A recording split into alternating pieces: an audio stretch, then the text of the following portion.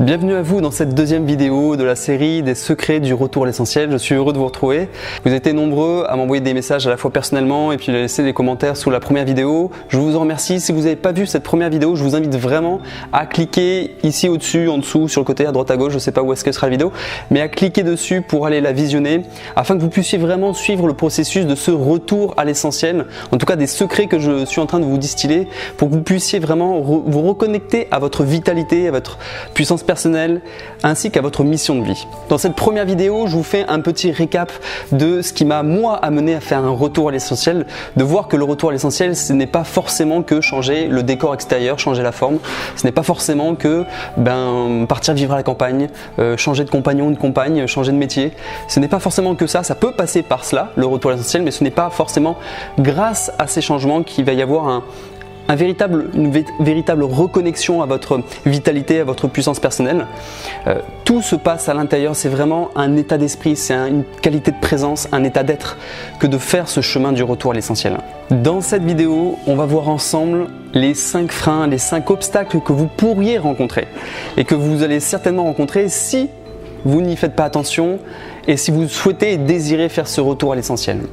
On va voir ça ensemble dans cette vidéo et à la fin de cette vidéo, je vous réserve une surprise que vous pourrez télécharger. Donc restez bien avec nous dans cette vidéo. Alors comme je vous le disais dans cette première vidéo, ce chemin du retour à l'essentiel, peut se passer sur la forme, mais doit avant toute chose se passer sur le fond, le fait de revenir à ce qui fait sens pour soi, se reconnecter à ses aspirations profondes, se reconnecter à sa mission de vie. Et si vous n'aviez pas fait ce chemin, si vous n'aviez pas déjà fait ce travail de voir mais quelle était votre mission de vie, c'est ça le retour à l'essentiel. Le retour à l'essentiel, ce n'est pas du tout le fait de partir dans une caverne au fin fond du Tibet, absolument pas. Le retour à l'essentiel peut se faire ici et maintenant à Bordeaux, là où je me trouve actuellement. Le retour à l'essentiel peut se faire n'importe où vous êtes. Le retour à l'essentiel peut se faire avec n'importe quelle personne autour de vous. Bien entendu, il y a des environnements qui sont plus ou moins favorables à cela. Mais à partir du moment où vous conditionnez le fait que vous soyez bien, que vous soyez aligné avec qui vous êtes, avec le fait d'être dans un bon environnement, d'être justement à la campagne, de se dire oui, c'est parce que je serai à la campagne que je serai justement reconnecté à ma mission de vie, je serai reconnecté à ma vitalité. Eh bien, ça peut être une erreur que de croire cela. En tout cas, moi, je l'ai vécu. Et pour l'avoir vécu, je sais que c'est indépendant de mon état d'être et de mon état d'esprit. J'aimerais aussi prendre le temps de répondre aux commentaires que vous nous avez laissés, aussi bien sur ma boîte personnelle que sous la vidéo, afin de pouvoir apporter un éclairage sur ce fameux retour à l'essentiel et en particulier sur ce passage à l'action. Comment je fais pour passer à l'action? Qu'est-ce qui me freine pour passer à l'action? Il y a un sujet qui a été abordé qui était à quoi bon revenir à l'essentiel dans cette société, dans ce contexte. Et ça a fait profondément écho par rapport à mon histoire aussi, par rapport à lorsque j'ai tout quitté, lorsque j'ai quitté cette vie d'ingénieur dans les mines en Afrique de l'Ouest, lorsque j'ai osé quitter cette vie hyper confortable avec un très gros salaire pour partir vivre à la campagne, me lancer dans la permaculture, me lancer dans tout ce qui était la construction écologique. Et ça m'est arrivé très souvent de me poser la question, à quoi bon? À quoi bon finalement dans cette société où à quoi ça sert? On ne peut pas changer le monde, on ne peut pas changer les autres. À quoi bon finalement aller d'objectif en objectif, d'action en action pourquoi? Finalement, pourquoi? Et pour m'être longtemps posé cette question et pour avoir longtemps et de nombreuses fois vécu des moments de doute, des moments où je me voyais résigné presque par rapport à cette folie de cette société, à voir à quel point on marche complètement sur la tête, je me suis reconnecté à cette fameuse histoire que nous partage souvent Pierre Rabhi ou le mouvement des colibris, qui est l'histoire du colibri, qui lui justement, humblement avec son petit bec, va chercher une goutte d'eau à la fois au lac pour éteindre cet incendie. Il fait sa part. Même si d'un point de vue extérieur on a l'impression que c'est vain, même si d'un point de vue extérieur tous les autres animaux de la savane le prennent pour un fou, de se dire mais qu'est-ce que tu fais avec cette goutte d'eau, crois-tu vraiment que tu vas éteindre l'incendie? Et comme il le dit, ben oui mais moi au moins je fais ma part. Je crois que c'est la seule chose à laquelle nous avons à nous relier, à nous reconnecter. Peu importe finalement si le monde change. Le plus important c'est que on fasse ce chemin pour soi. Et que même que le but qu'on change ne soit même pas un objectif en soi.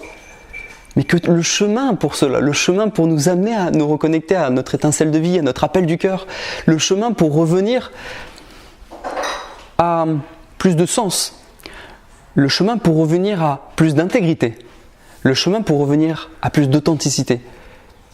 C'est le plus beau des chemins. Quelle que soit l'arrivée, quel que soit l'objectif.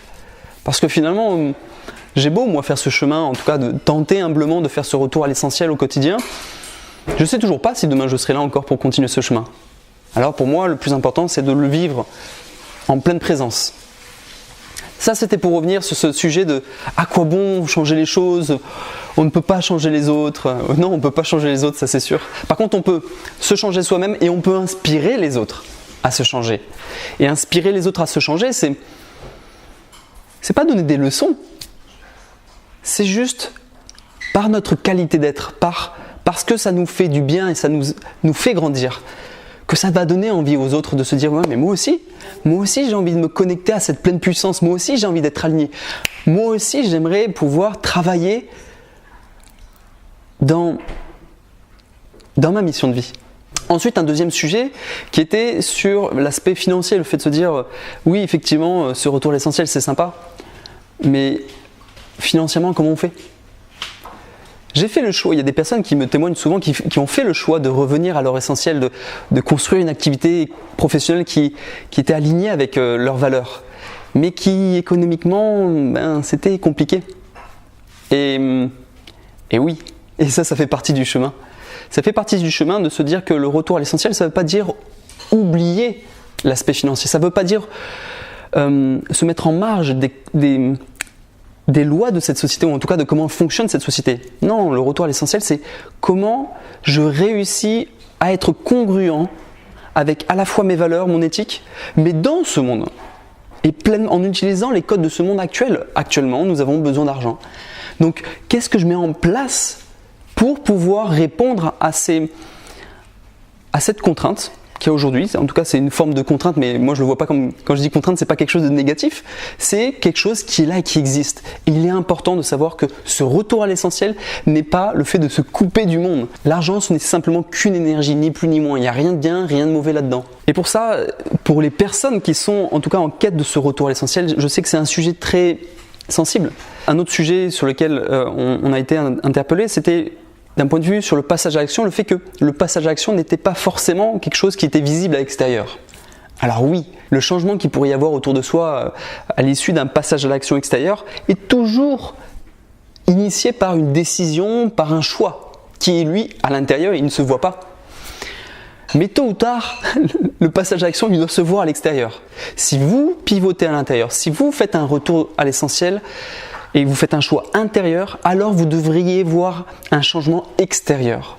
Et une dernière chose concernant vos commentaires, c'est concernant ce sujet, lorsque le cœur est en joie, c'est la bonne voie. Oui, effectivement, lorsque le cœur est en joie, c'est la bonne voie, mais il ne faut surtout pas, et je rejoins la personne qui a laissé un commentaire, il ne faut pas s'arrêter au fait que les choses doivent être agréables pour faire ce retour à l'essentiel.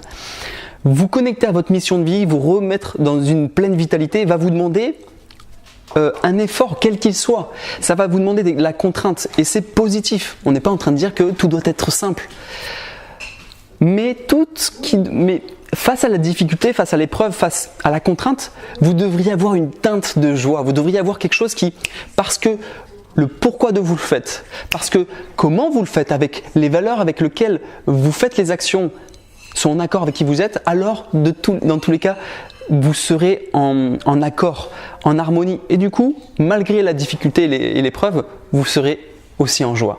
Maintenant, passons aux 5 freins, aux 5 obstacles que vous devriez rencontrer, que vous avez très certainement déjà rencontrés dans votre vie, lorsque vous allez faire ce retour à l'essentiel. C'est-à-dire lorsque vous allez vous reconnecter à votre pleine vitalité, lorsque vous allez vous reconnecter à votre créativité, lorsque vous allez vous reconnecter à votre mission de vie.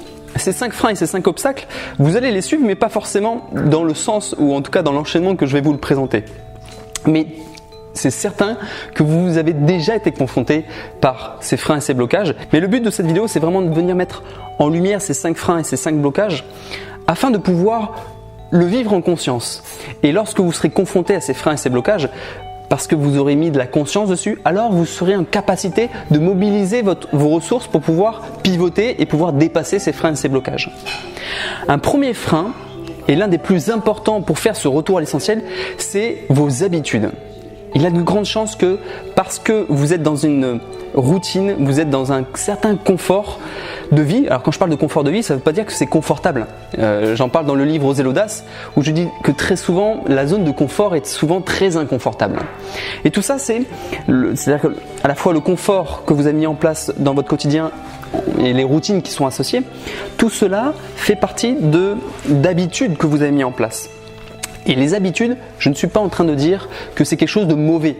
Je dis simplement que changer une habitude, c'est quelque chose de difficile. Et que très souvent, nous sommes pris par des habitudes inconscientes qui ne nous amènent pas là où on veut aller. Et que pour en sortir, c'est quelque chose de très compliqué. Ça nous demande une grande énergie, ça nous demande de mobiliser beaucoup de conscience et de vitalité pour pouvoir mettre en place de nouvelles habitudes. Parce que sachez une chose, une habitude ne se supprime pas. Une habitude se remplace. Et pour ce retour à l'essentiel, vous allez voir que vous allez être freiné par les habitudes que vous avez. Les habitudes qui peuvent être aussi bien professionnelles que personnelles. Les habitudes, les rythmes de vie que vous avez. Les habitudes liées à votre alimentation. Les habitudes que vous avez liées à votre santé physique. Les habitudes que vous avez concernant le temps que vous passez dédié à votre mieux-être intérieur. Et ça, c'est un des gros freins du retour à l'essentiel. Le nombre de personnes que j'accompagne qui sont justement dans une belle dynamique, dans une forte volonté de changement, c'est-à-dire de venir se reconnecter à leur pleine vitalité, de se reconnecter à leur mission de vie et de pouvoir se mettre en marche vers leur mission de vie, sont bloqués et sont justement freinés par ces habitudes qui sont bien ancrées en nous, qui des fois des mauvaises habitudes qui sont en place depuis de très nombreuses années. Alors comment on fait, me direz-vous, pour se libérer de ces mauvaises habitudes? Eh bien pour ça, il est important de venir retravailler un petit peu son état d'esprit, retravailler un petit peu avec son inconscient. Donc ça, c'est des choses qui sont possibles avec diverses activités, diverses pratiques. Et tout l'enjeu est vraiment de revenir utiliser sa volonté, mais pas seulement. D'utiliser à la fois sa volonté pour débuter de nouvelles habitudes, mais que sur la durée, la volonté va s'estomper. Et donc du coup, faire en sorte que cette volonté est venue mettre en place tout un changement de mécanisme d'habitude par rapport à son inconscient. Parce que vous n'êtes pas sans savoir que près de la majorité de notre espace mental, en tout cas la majorité de toutes nos prises de décision, de nos actions routinières sont prises de manière inconsciente. C'est notre inconscient qui gère. Et la majorité des choix que vous faites dans votre quotidien, même que ce soit vos habits, que ce soit votre emploi du temps, vos repas, c'est des choses qui sont plus ou moins routinières et mécaniques par rapport à des habitudes que vous avez, des habitudes alimentaires, des habitudes de vie. Mais le moment où nous prenons des décisions en pleine conscience sont très très rares dans notre quotidien.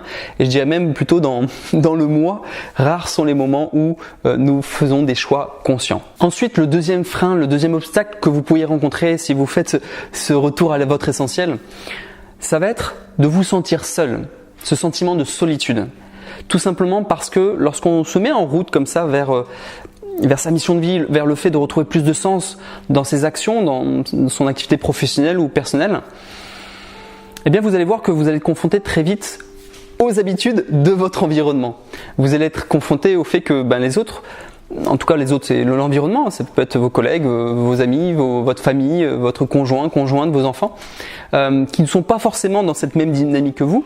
Vous allez voir que vous allez créer de la résistance avec eux parce que vous entamez une trajectoire de changement. Alors vous allez être en confrontation, vous allez changer le système qui est en place. Et ce changement-là crée de la contrainte et vous allez voir que votre environnement risque de vous projeter leurs propres peurs. Et ces peurs vont alimenter peut-être les petits doutes et les peurs que vous pourriez avoir pour faire ce retour à votre essentiel. Et que très vite, on peut avoir ce sentiment de solitude. Et parce que nous avons ce sentiment de solitude, et il n'y a rien de plus douloureux et de quelque chose qui est vraiment très profond, eh bien, vous pourriez faire ce choix de laisser tomber et vous résigner, de vous dire ben non, à quoi bon? Parce que ce qui est aussi très contre-intuitif, c'est que lorsqu'on entame un retour à l'essentiel comme ça, eh bien, ça serait de vouloir à ce que son entourage fasse la même chose. On aimerait que son compagnon ou sa compagne fasse ce chemin du retour à l'essentiel. Et c'est absolument pas ce qu'il faut attendre. Le retour à l'essentiel demande déjà une grande volonté, une force intérieure pour soi. Et on ne peut pas l'imposer aux autres. Ça doit venir vraiment de l'intérieur. Ça doit venir de son propre cœur, de son appel du cœur, comme je dis. Mais ça, c'est un des freins, un des obstacles que vous pourriez rencontrer, c'est cette solitude. Et parce que vous vous sentez seul, alors vous pourriez vous résigner et arrêter, baisser les bras et repartir dans le courant classique des habitudes, des routines pour ne pas aller à contre-courant. Parce que être à contre-courant demande de l'énergie, demande beaucoup de vitalité, demande beaucoup de créativité.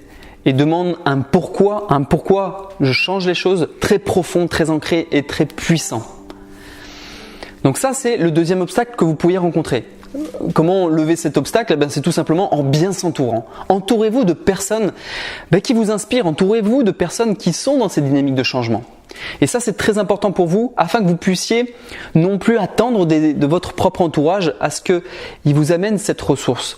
Allez la chercher à l'extérieur. Comme ça, lorsque vous reviendrez dans votre environnement proche, sans attendre d'elle qu'elle vous soutienne dans ce retour à l'essentiel, vous pourrez rapporter vos trésors, vos pépites en allant contacter vos richesses intérieures. Vous pourrez leur offrir à l'extérieur.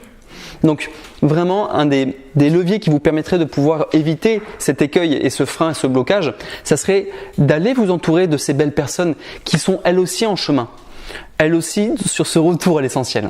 Et j'en ai parlé justement dans le deuxième frein, c'est justement le troisième frein et blocage que vous pourriez rencontrer à faire cette reconnexion à vous-même, c'est le manque d'énergie. Comme je vous le disais tout à l'heure, aller se reconnecter à sa mission de vie, à ses richesses intérieures, demande une énergie folle parce que ça nous met à contre-courant de ce que nous demande cette société. Dans cette société, on ne nous demande pas forcément de penser, on nous demande tout simplement et je vais être provocateur, on nous demande de consommer, on nous demande tout simplement de répondre aux codes de cette société qui sont déjà bien établis. Et puis au cas où on les aurait oubliés, les codes de cette société, on nous les rappelle sans cesse à la radio et à la télé, de comment se comporter pour être un bon citoyen. Et donc du coup, aller à contre-courant de ça demande beaucoup d'énergie. Et pour cela, il faut être connecté à sa pleine vitalité. Et la vitalité que l'on a en soi, on peut la trouver, on peut la puiser, on peut s'y connecter de diverses manières. Ça peut être tout simplement en s'inspirant, en allant, en lisant des choses qui nous inspirent et qui nous alimentent de l'intérieur, en prenant du temps pour soi, comme moi je l'ai fait ici aujourd'hui, là où je suis en train de tourner cette vidéo chez Naturome, venir prendre soin de moi, tout simplement parce que ça va me reconnecter à ma pleine vitalité. Aussi changer son alimentation, le fait de prendre soin de qu'est-ce que je mets dans mon corps, quelle est la qualité nutritionnelle des choses que je mets dans mon corps. Est-ce que les choses que je mange m'apportent de l'énergie ou plutôt me tirent vers le bas, me pompent de l'énergie? On pourrait aussi se reconnecter à la nature et prendre conscience par rapport à cette nouvelle société dans laquelle on vit où on est submergé des ondes électromagnétiques, d'internet, d'une sursollicitation avec les téléphones portables, avec l'ordinateur. Tout ça, ça nous pompe de l'énergie. Comment on peut se reconnecter à sa pleine vitalité dans ce contexte, sans forcément vivre à la campagne? On peut se reconnecter à la nature en ville. On peut se reconnecter à la nature tout simplement en levant la tête au ciel et en regardant le ciel. En prenant soin de s'arrêter quelques instants et juste être présent à son environnement. Et ce sont des petites actions, des petites choses qui nous permettent de nous reconnecter à nous-mêmes, de nous reconnecter au pouvoir du moment présent. Et parce que nous sommes connectés au pouvoir du moment présent, alors nous avons de l'énergie qui nous revient. Nous avons un souffle de vie qui revient alimenter notre fort intérieur. À vous d'aller voir où est-ce qu'il y a des fuites dans votre quotidien, des fuites d'énergie au niveau de votre alimentation, de votre lien à la nature, de vos relations interpersonnelles aussi. Le quatrième frein, le quatrième obstacle que vous pourriez rencontrer lorsque vous allez entamer ce retour à votre essentiel, c'est de manquer de trajectoire. Quand je parle de trajectoire, c'est tout simplement d'être dans une dispersion totale. Parce que je rencontre plein de gens qui se reconnectent à leur mission de vie, qui se reconnectent à leurs valeurs et qui se retrouvent avec d'innombrables idées qui partent dans tous les sens pour se dire « Ah mais c'est ça que j'ai envie de faire ». Et là, le fait de manquer de trajectoire, le fait de manquer un cadre qui permet de pouvoir s'insérer dans ce retour à l'essentiel, ça peut créer une dispersion d'énergie, ce qu'on vient de voir juste avant. Le fait de juste se reconnecter à des valeurs, à des choses qui sont très très hautes, c'est important pour se revitaliser. Mais il est important aussi de l'atterrir, comme je en parle, d'écrire sa mission de vie. D'avoir une mission de vie qui pourra changer avec le temps, quoique même une mission de vie en général ne se change pas tant que ça si elle est bien rédigée et si elle est faite comme il se doit. D'avoir une mission de vie qui nous permet de pouvoir avoir un pourquoi. Pourquoi je fais les actions? Pourquoi je fais ce retour à l'essentiel? Et parce que j'ai un pourquoi qui est très clair, parce que j'ai une mission de vie qui a été clairement définie, alors je vais voir toutes les étapes par lesquelles je vais passer pour pouvoir atteindre. Bien entendu, ça peut changer au cours de mon aventure. Il va y avoir des rencontres, il va y avoir des épreuves, des obstacles qui vont me faire peut-être ajuster un petit peu ma trajectoire. Mais au moins, j'ai une trajectoire, je sais où est-ce que je vais. Et c'est très souvent ce manque de trajectoire que vous pourriez avoir qui fait que du coup, vous baissez les bras et vous arrêtez ce retour à l'essentiel comme étant un chemin trop difficile pour vous. Et le dernier obstacle qui est très difficile pour la majorité d'entre nous, c'est du manque de temps pour vous. De voir que votre agenda est déjà plein. Et très souvent, il est plein pour les autres. Alors là, on n'est pas en train de parler d'un retour à l'essentiel nombriliste, égocentrique. Non, on est en train de parler d'un retour à l'essentiel, c'est-à-dire de revenir se poser les bonnes questions. De reprendre du temps pour soi afin de s'inspirer, de se revitaliser. Afin de pouvoir être en pleine énergie pour apporter une contribution au monde, apporter sa contribution dans son environnement avec beaucoup plus d'impact, en étant beaucoup plus inspirant. Et pour ça, il est important de savoir faire de la place dans son agenda. Par rapport à cette série de formations offertes que je vous propose, j'ai pris le temps de venir ici à Bordeaux, dans le centre-ville de Bordeaux, à Naturome, pour venir prendre soin de moi. De faire justement une séance d'1h30 de sauna, juste avant de tourner cette vidéo. Et parce que j'ai pris du temps pour moi, alors je suis avec un espace mental très libre, très dégagé, qui me permet de pouvoir être beaucoup plus affûté dans mon action, qui est là en l'occurrence de tourner cette vidéo pour vous. Mais veillez bien à ce que ce retour à votre essentiel, à ce que ce temps pour vous-même ait un apport et contribue à votre environnement, au fait de pouvoir améliorer les choses à l'extérieur. Afin de ne pas rester dans cette consommation du développement personnel, comme je le dis, où on prend énormément de temps pour soi, on fait énormément de stages, de formations pour soi, en oubliant d'agir dans le monde et d'apporter sa contribution véritablement par des actions concrètes. Voici les 5 freins et les 5 obstacles que vous allez rencontrer dans ce chemin du retour à l'essentiel. Maintenant, j'en arrive enfin à ce fameux bonus que je souhaite vous offrir. Avec l'équipe des Audacieux, nous avons rédigé un cahier d'intention 2018 afin de pouvoir se donner une belle trajectoire pour cette nouvelle année, afin de, comme je vous le disais, commencer peut-être à éviter cet obstacle, ce 4e obstacle qui est le manque de trajectoire. Nous avons rédigé ce cahier qui va vous permettre de pouvoir repasser les différents pans de votre vie et de voir quels sont les objectifs que vous aimeriez avoir, quelles sont les intentions que vous aimeriez poser pour cette nouvelle année, afin d'établir une forme de trajectoire qui vous permettra de canaliser votre énergie, de pouvoir orienter votre pleine vitalité. Et pour terminer, je vais encore vous inviter à passer à l'action en répondant à la question qui est sous cette vidéo, qui est justement: qu'est-ce que cela vous permettrait, ce retour à l'essentiel? Ça serait quoi la situation idéale à l'issue de ce retour à l'essentiel? Qu'est-ce que cela vous apporterait? Laissez un commentaire sous la vidéo en répondant à cette question. On prendra le temps de vous répondre encore une fois. Et je vous attends dans la 3e vidéo, dans laquelle je vous réserve encore une très grande surprise, puisque je vais aller à la rencontre d'experts, de personnes qui vont nous apporter des éclairages sur comment faire ce retour à l'essentiel, comment se reconnecter à sa vitalité, comment se libérer de ces habitudes que nous avons en place, comment faire pour mettre en place un environnement un peu plus propice à ce qui soit favorable pour nous reconnecter à notre mission de vie, à notre appel du cœur. C'était Aurélien Sartel pour les Audacieux. À très bientôt.